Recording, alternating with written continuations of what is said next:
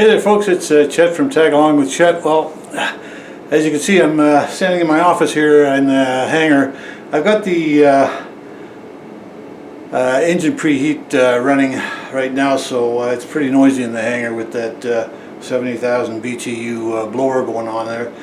I thought I'd go up today because it looks like it's going to be kind of crummy as the days progress in the snow department, it looks like. So, and also the temperatures are going to go down quite radically, yeah, and going down into the minus teens type stuff. So I thought I'd take the bird out today it probably won't be up for about another week if this keeps on going. So anyway, I'll just show you what's going on outside. It's going to be pretty noisy, so just stand by, and then from there on we'll just pop in the airplane and do a few little rounds around the patch out here. Not quite sure what I'm going to do yet, but I want to be up for about at least an hour. The wind's from the south right now, and it's gradually going to swing around later on this afternoon, late tonight, or yeah, late this afternoon to the northwest, and along with that is going to bring the cooler temperatures and the snow. So that's why I'm going up. Anyway, let's go outside and take a look.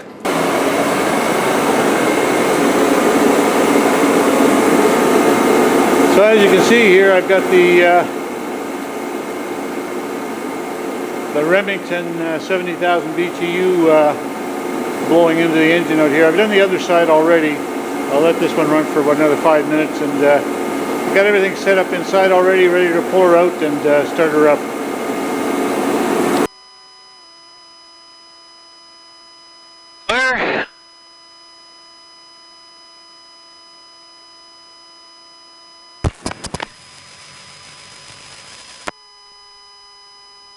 Oh, I like that. Well, you got it going there, folks. Sure is nice having that new battery.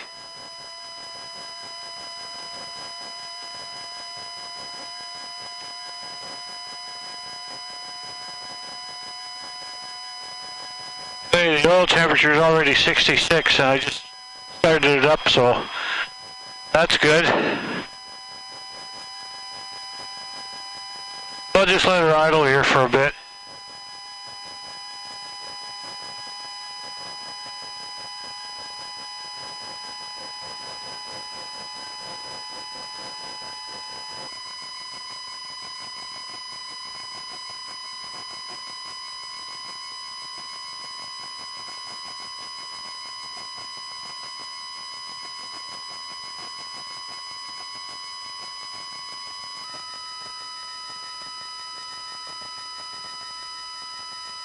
Oh, you can see that moisture coming in from the south already.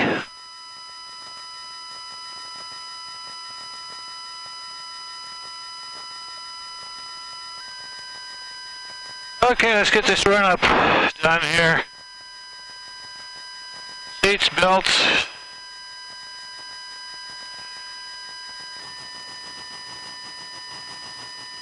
Okay, oil temperature's up to 75. Okay, let's go for the backtrack. Vulcan traffic, Cherokee, Charlie, November. We'll be going for a backtrack, runway 16, Vulcan. We'll advise Endrick for the backtrack. Vulcan traffic, Charlie, November, entering the backtrack for 16, Vulcan. Vulcan traffic, Charlie, November, departing runway 16. It'll be a straight out departure, climbing to 5,500. Vulcan traffic.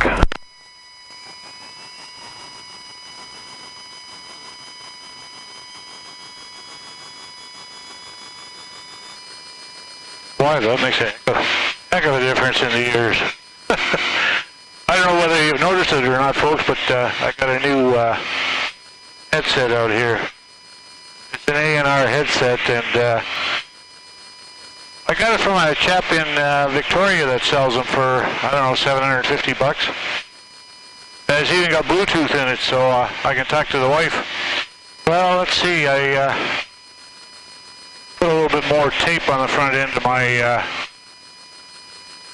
air cooler. I just had about maybe an inch showing there before.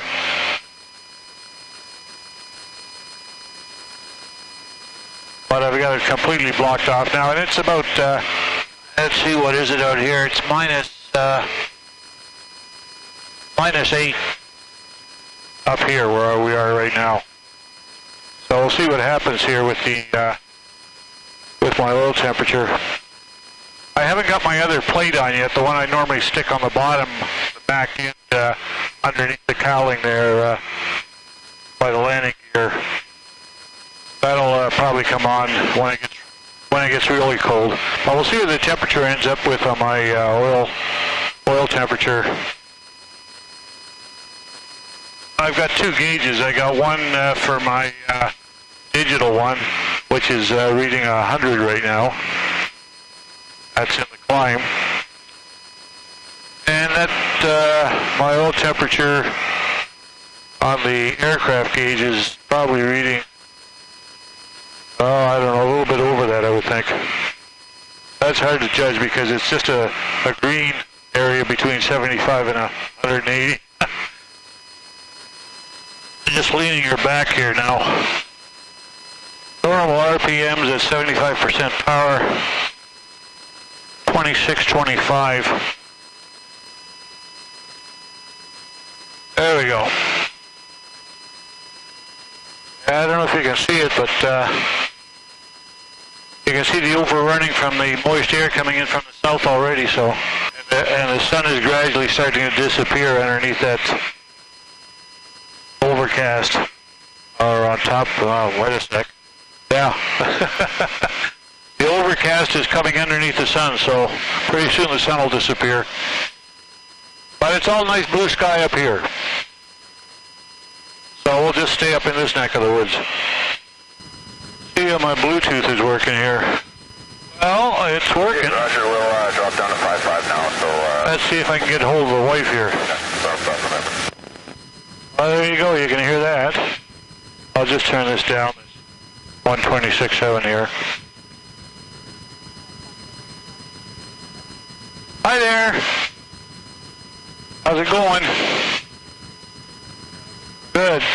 Just coming up over a little bow here. Doing my normal little roundabout flight here, but just letting the folks see how the Bluetooth works on this new headset. So you're on the air. Yeah. So don't say anything. You know.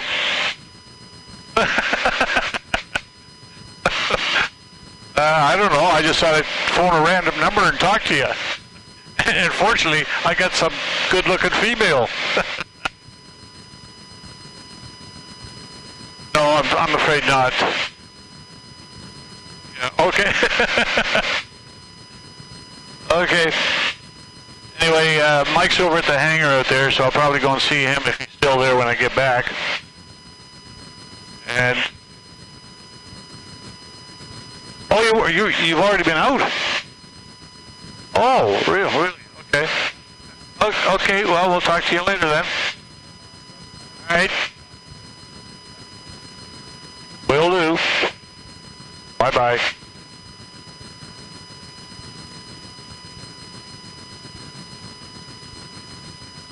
Well, that worked pretty good. That's the Bluetooth on this. And you know what I like about these is everything is right here in my hand.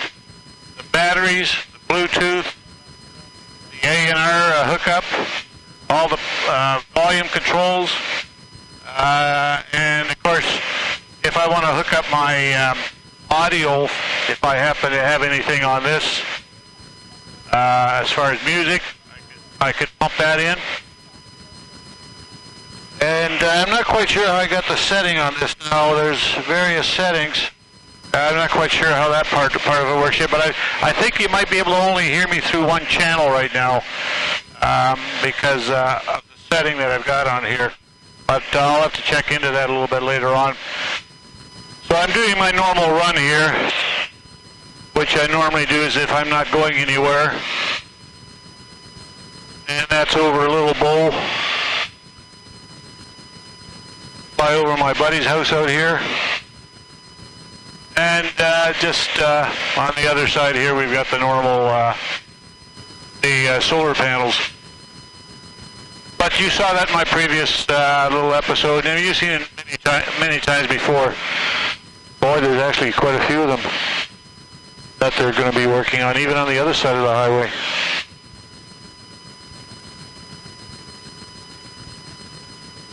Interesting how they prepare the fields. They, each row that they level, where they put the solar panels on. I'll just take a shot of it here anyway, so you can see it. I mean, you saw them the other day when I came by here.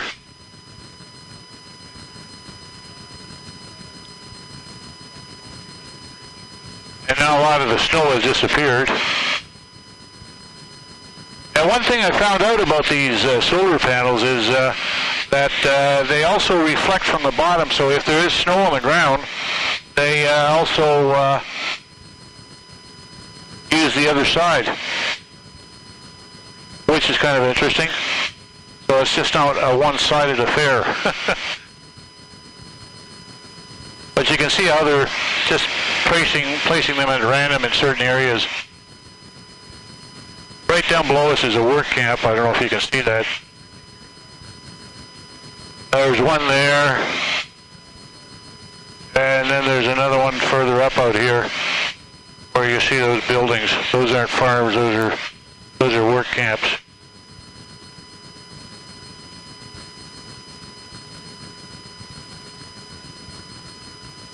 I got a whole pile of these trailers that the guys live in.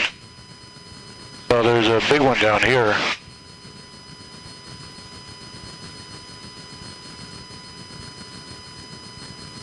Like a little village.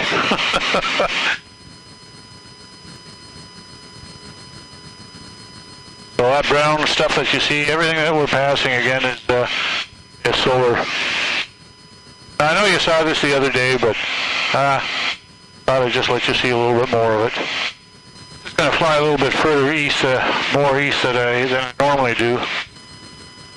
I just thought I'd show you, I just looked at the headsets where I got this from. It was from an outfit called QH Aviation in Victoria. And he's got these A&R headsets on for $750, plus applicable taxes, of course.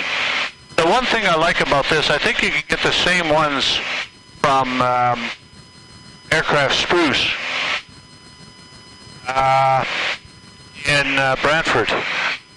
And anytime I'm down there, I usually pick something up. But the thing about it is, and I mean rightly so, I guess, if you have to get them from there, they have shipping charges as well. And I think everything comes FedEx with them. Now, the reason why I got these is because there was no shipping charges from QH Aviation in Victoria. It took me a little while to get them because I think what's happening is it's getting very difficult to get anything that's anything to do with electronics. So that's why it probably took a while for this to come in. I'm sure he gets it from somewhere else, and he also fixes headsets. So if you've got a headset that's got some issues, just send it down to him, and I think he'll be able to fix them for you. But it's on the website. It's QH Aviation. That's Quebec Hotel Aviation in Victoria. So I'll just give a shout out to him. And because my headset was kind of delayed, he sent me a few goodies, which were kind of good of him, because there was one little thing that he sent me was remove before flight tag, you know, with the like a keychain thing. But you buy those, and they're probably $15-20 or something. Okay, I think that's Bassano in front of us out there. Boy, it's amazing how much snow has disappeared here. There's really nothing down here. Well, at minus, what was it? It's -6 up here. But anyway, just looking at my temperature on the aircraft scale out here, it shows just about 170-ish. just quite touching the 180 yet. So that little strip that I put on there makes a bit of a difference. But I think as time goes on, what I'll do is I'll probably put that metal plate on the bottom. And I've got a whole vlog on what I do for my winter kit. You know, once it gets down to in the minus temperatures, that's, now mind you, this is centigrade. You know, you almost need that, but well, you do need it. So I'll probably put that plate on. And that's the plate that basically is on the bottom, right in behind the folio or landing gear, your nose wheel landing gear. I've got a vlog on that. I can't remember what number it is. It's got to be somewhere November 2020, I think. So if you go back about a year, you'll probably notice them. I think it says the winter kit or something. So it's something to do with the winter kit. So right now, based on what am I doing here, I sort of went up to about 5,800 feet. But I'm doing, my RPM is 25, 90, 95, something like that. And at 5,500 feet, the normal 75% power, based on the charts, I got a little thing down here, sort of a cheat thing, is 2625 RPM at 75% power. And I'm burning 8.4 on my fuel flow. And based on my temperatures here, my true airspeed is, let's see, let's make it about 115 knots. Is what I'm doing. Indicated airspeed shows, well, there it is again in miles per hour. I hate this. I got to look at the inner chart. I wish they just make it all normal. I get, you look at a book and it's in knots. Then you look at the temperature, it's in Fahrenheit. I wish they would just go under one. I don't care what it is, whether it's Fahrenheit, knots, whatever. But it just seems, doesn't matter. You get a book, and of course I work with the airlines, everything was based on knots, okay? Knots, temperature was all Celsius. You get a Boeing manual, it was all, but then when you get in your own airplane out here, or when you start basing it on, just general aviation, all of a sudden everything's in Fahrenheit, or in miles per hour, so none of that makes any sense to me. It just adds confusion. Like you get the metric system and you get the imperial system, and it's just there meant to confuse you. And I get confused enough. I mean, just with other things. So why they have to make things so complicated is beyond me. But anyway, that's the way life is, I guess. So we just have to live with it.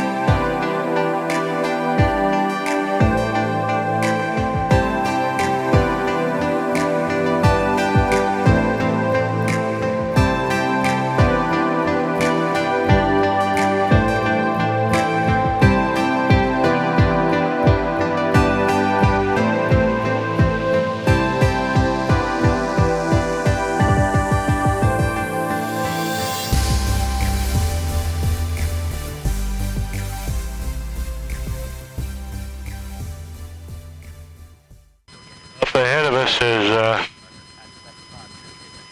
Lake McGregor, or McGregor Lake, or whatever they want to call it, and it's got ice on it. Pretty soon they'll have the fishing huts on it again. Well, it's nice and warm in here. Millerville traffic, it's Foxtrot Oscar Mike Victor, about 5 miles northwest of Millerville, heading... Brooks traffic, India Sierra, turning final 12, Brooks. This old radio I got here, this COM 2 and NAV 2, out of my, I had two of them, and came out of one of my other aircrafts that I had way back. I thought I put it in here. When I bought this airplane, I thought I put it in here. And for the longest time, I didn't think it was working, but seems to be working, but I think the squelch has to be adjusted in here. So what I'm going to do is just spray the contact. I think that's usually what happens. I mean, every time I touch this, it's very sensitive. Anyway, we'll just switch over to 122.8 here now on that one, and make this one 126.7. Drivel traffic, Golf November Charlie X-ray is final for runway 16 full stop backtrack over Drivel. Well, looks like I'll get more than an hour in today. Been up for 43 minutes. Another 13 minutes or so to get overhead Vulcan. Got a bit of a headwind here now. So, what have I used here? 35 gallons remaining. Not quite sure whether I should put fuel in it now or not. Maybe I will. That was strange. I know when I looked at the Calgary temperature, there was at least about a 9-degree temperature difference between Calgary and Lethbridge, and we're sort of in between, about halfway, you might say. Actually, closer to Lethbridge than Vancouver or than Calgary. So I think it was minus 14 in Calgary. And my temperature outside the house was showing minus 5. And in Lethbridge, it was showing minus 4. So I guess that cool air is starting to move in our neck of the woods at minus 13.5 right now. That's up here anyway, but you got to remember when we left, it was minus 8, I think, minus 8 or minus 6, something like that. So the sun is now covered. It's got a thin layer of cloud covering it. Vulcan traffic, it's Cherokee Charlie Charger November, 10 nautical miles to the east. We're just passing through 5,700 for a gradual descent for an overhead arrival Vulcan. Vulcan traffic, it's Cherokee Charlie Charger November. So if everything is still status quo, it'll be a right-hand downwind for runway 16. For those of you that come into Vulcan, there is a NOTAM out stating that it's right-hand downwinds now for runway 16. It used to be left-hand, but that was changed to eliminate flying over town. And especially now that we've got night flying, and a lot of the guys are doing night flying, we really don't want them flying over town at night. I mean, we got such nice runway lights out there in Vulcan that we even guys from Springbank come over. So that's what's been happening. That NOTAM's been out since August. Yeah, I think it was August. It was either August or July. But I noticed in the latest flight supplement that it isn't in there yet. So maybe the next one. But the NOTAM is definitely on. So we've got right-hand circuits on, I believe it's runway 23 and runway 16. The rest of them are all standard. And it sounds like we'll be getting more power lots, or more electrical services to the, about another 14 lots for hangars at Vulcan Airport. I think that may take place, I think the latest we're looking at is February when they're going to start putting in the lines. Now we already have some lots that are that have power to them, but we just had another one that just went up this month. And it's a nice hangar, 48 feet by 48 feet. Vulcan traffic, Cherokee Charlie Charlie November, 4.5 nautical miles to the east. We're just passing through 5,500 for circuit altitude for an overhead arrival. Anticipating right downwind runway 16. Vulcan traffic, it's Charlie Charlie November. Vulcan traffic, Charlie November is established on a right downwind, runway 16. Full stop, Vulcan.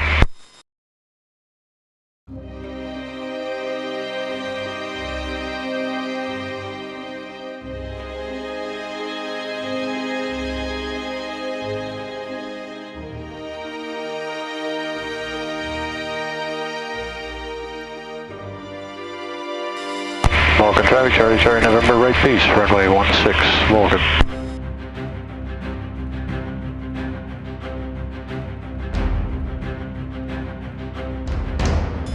Oh boy. Overshot that one pretty well.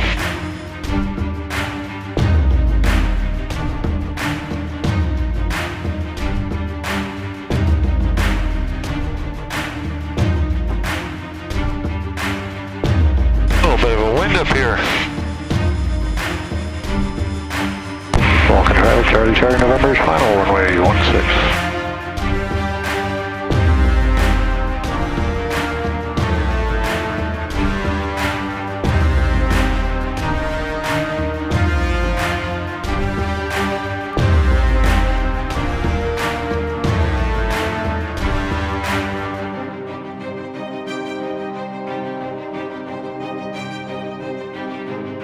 $300.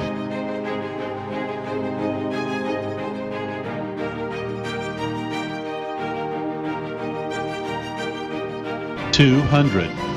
Minimums.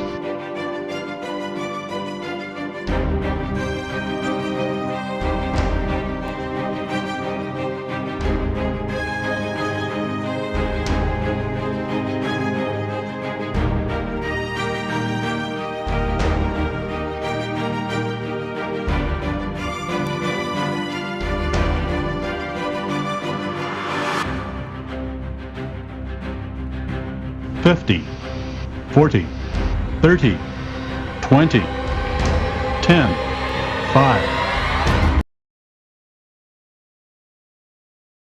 Well, that was a smooth one.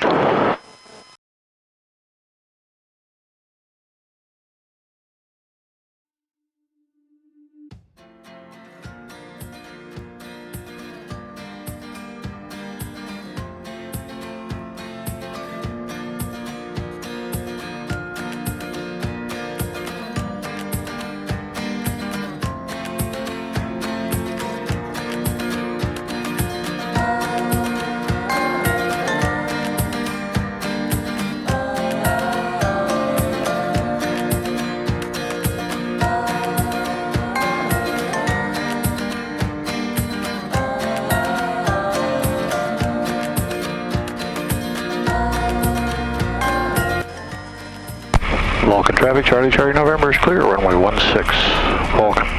Okay, thanks for coming along, folks. Just gonna fuel her up and then head back out to the hangar. So, I know it was just a little flight around the batch here, you might say, but anyway, I had to have something to do today, so thought this was the best way to waste some time.